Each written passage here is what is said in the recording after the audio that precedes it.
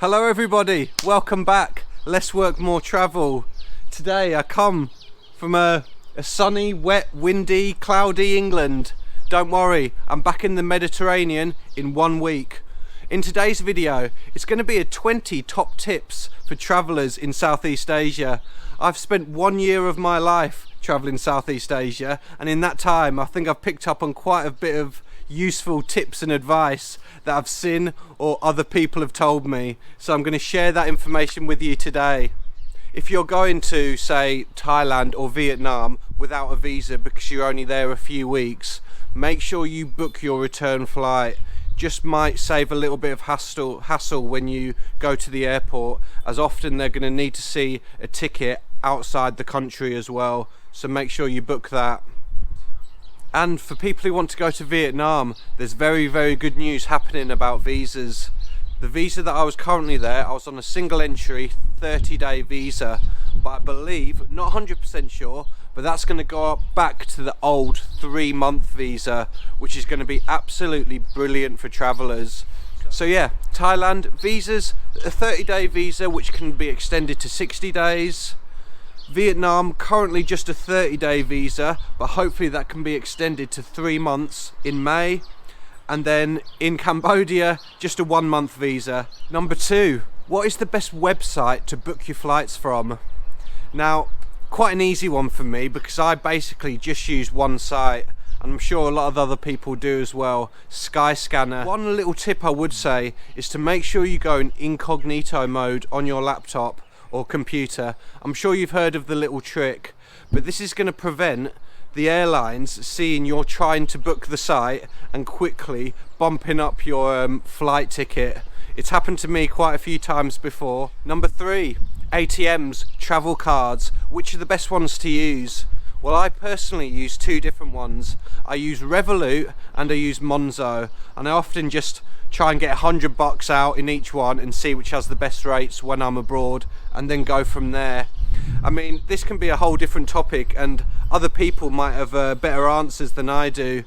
I've heard, after doing a bit of research, that actual travel credit cards are actually really good for rates, but then you've obviously got the other hassles of making sure you pay them back on time. I've never used a credit card in my life, so I'm not the best person to give advice on it. But travel debit cards, I think Monzo and Revolut are really good options. I personally booked my travel insurance for my 4-month Southeast Asia trip from a website called travelinsuranceformedical.co.uk, and after a lot of research for half a day or something, that was the website which I found the best deal for my travel insurance. So if you want to, go and check that out. Number 5, best websites for accommodation. I spoke about this a lot in my previous videos when I was traveling Southeast Asia, but I'll quickly run through them again. Hostels. You want hostels? You want to go to either Agoda or Hostel World, possibly booking.com. If you want hotels, Agoda or booking.com.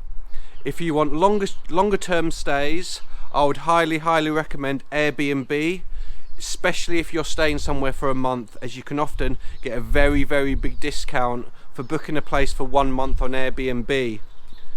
Anywhere longer than a month, I've actually heard really good things about Facebook.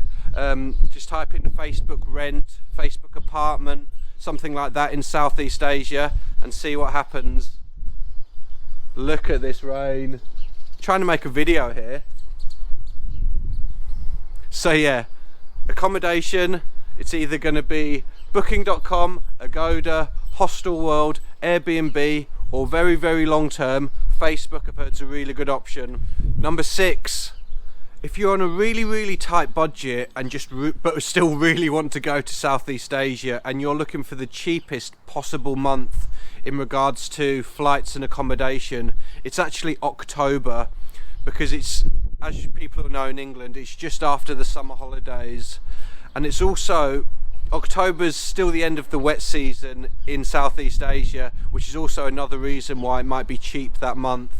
And that brings on to my next section. What is the best time of year to travel if you want the ideal temperature, climate? And it's basically the rainy season in Southeast Asia is from May to November, and that's also a reason why in October it's quite cheap. And the dry season is from December to April. There are obviously many microclimates as you go through the different parts of Southeast Asia, so I can't really talk all about that, but definitely do your research if you're looking to go to a different place but you want really good weather. So overall, I'd say the best time to actually visit for the perfect climate would be between November and February if you really want to travel around the Thailand, Cambodia, Vietnam area. Them 3 or 4 months, ideal temperatures. When it gets to March and April, it's actually going to get a bit too hot there. It's going to go up to 40 degrees plus, so you might want to be aware of that if you're thinking of going at that time. The best taxi apps to have on your phone when traveling to Southeast Asia, very simple. There's one amazing one, Grab.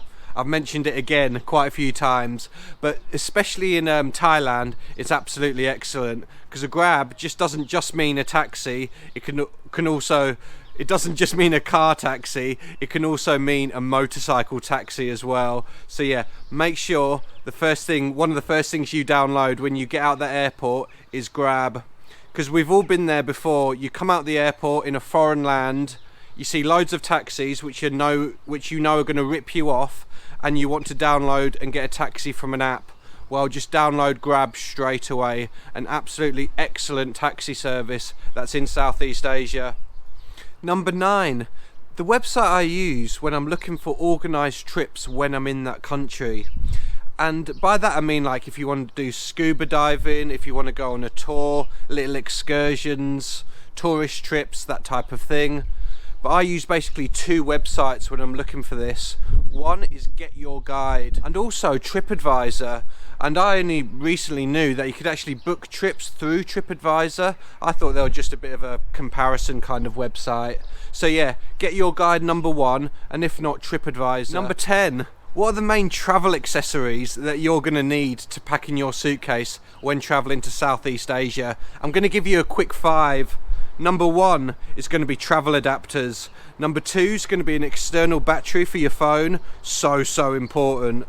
Number 3, mozzie repellent. You're just going to have to put it in your bag, I'm afraid. Number 4 is going to be sleep masks and earplugs. Really important if you're staying in hostels. For anyone who stayed in hostels before, you'll know the reason why.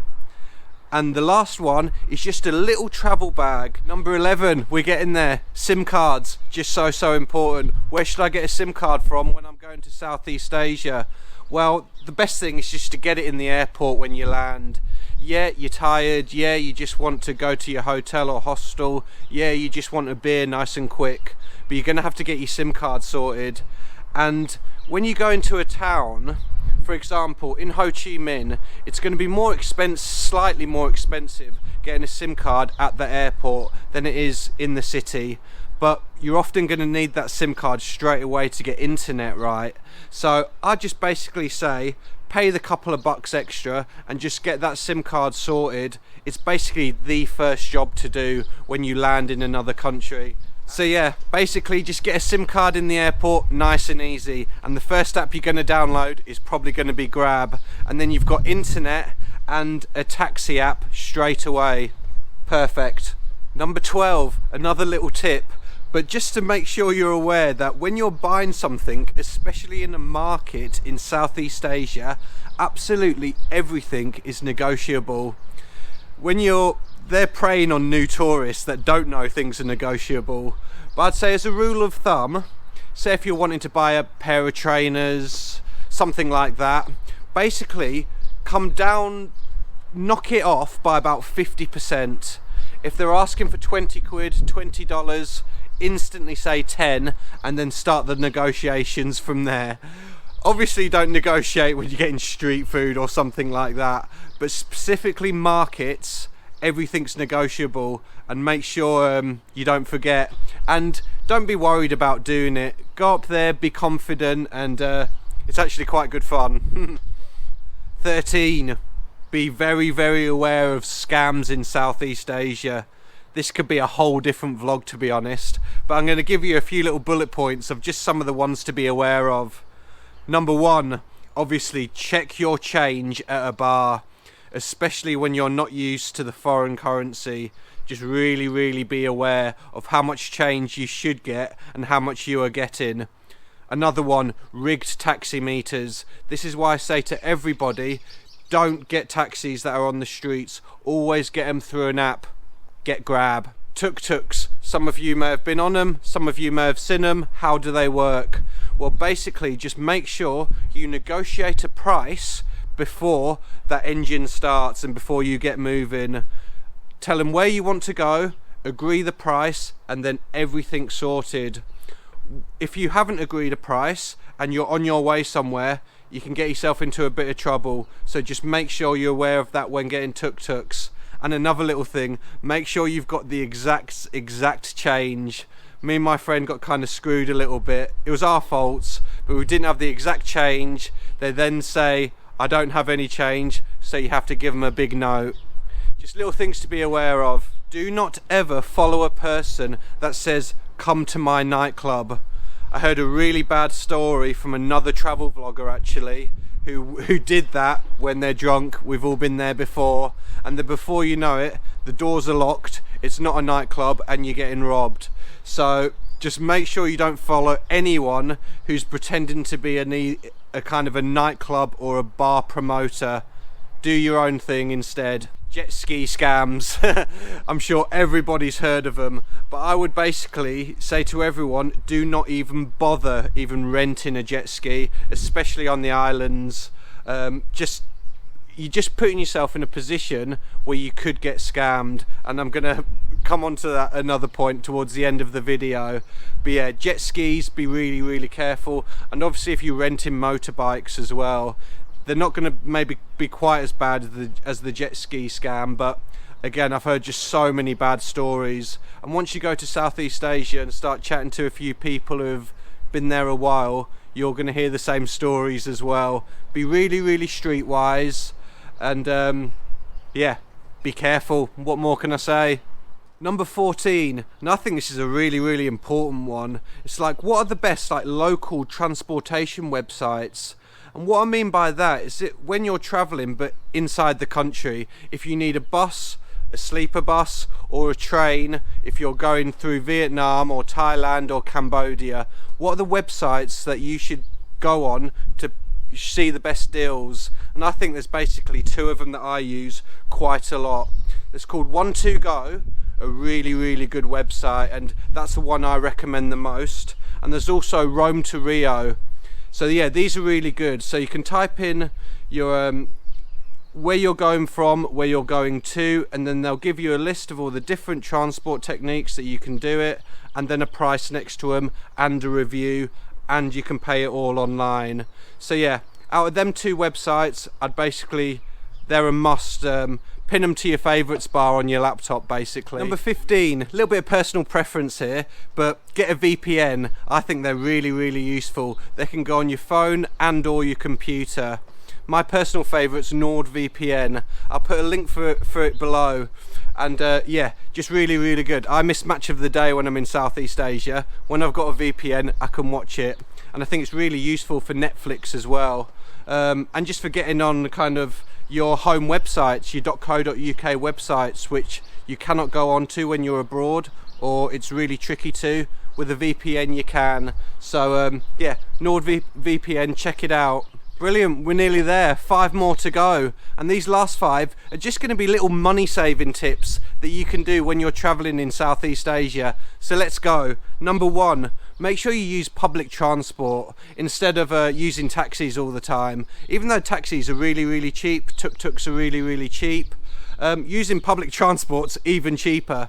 It can be quite intimidating walking onto a bus in middle of Vietnam when you've never been on one before, but once you do it the first time, it's really easy. You can use Google Maps, which can really help, and yeah, basically use public transport as much as you can. Number 17, make sure you eat as much like local street food as you can, instead of just going to restaurants all the time, especially Western restaurants. They can be really expensive. You can have a gorgeous big plate of street food from Thailand for just over $1, where a Western restaurant, it might cost you $7 or $8. So yeah, make sure you eat nice cheap street food as much as possible. I did so many videos on street food, there's no need for me to talk about it. It was delicious, it was cheap, it was very quick, so eat as much street food as you can. Number 18, another little cheap trick, just like always compare websites. When you're booking accommodation especially, you might see a really good deal on, let's say, booking.com, but look for that exact same hotel or hostel on a different website. Basically have Agoda, booking.com and Hostel World all up on your tabs, along with some Airbnb and maybe some Facebook, and just search the exact same accommodation on all 5 websites, because you'll be surprised to see that there's quite a big price difference just between the websites. I was in Southeast Asia for 4 months. I've been there in Southeast Asia for 1 year. I have not been scammed that I'm aware of once, not even once. So a lot of people talk about it a little bit too much, but just be really streetwise and you'll be absolutely fine. And the last one, top tip number 20, and that's just try and book everything in advance, and that's accommodation, flights, visas. Booking all of these in advance is going to save you quite a bit of money, quite a bit of time, and quite a bit of hassle as well. So that's it. Thanks to everybody who's watched this video. I've been quite looking forward to this video for some time. Even though I'm not in Southeast Asia now, I think I've got quite a few good tips. I've spent nearly a year of my life in Southeast Asia, so I think I've picked up on a few little bits of advice that other people have given me, and that I've noticed myself. Right, cheers to everybody who's watched Less Work More Travel. I'm going to the Mediterranean in 1 week, so the travel vlogs are going to start again in a big way. All the best, see you on the next one.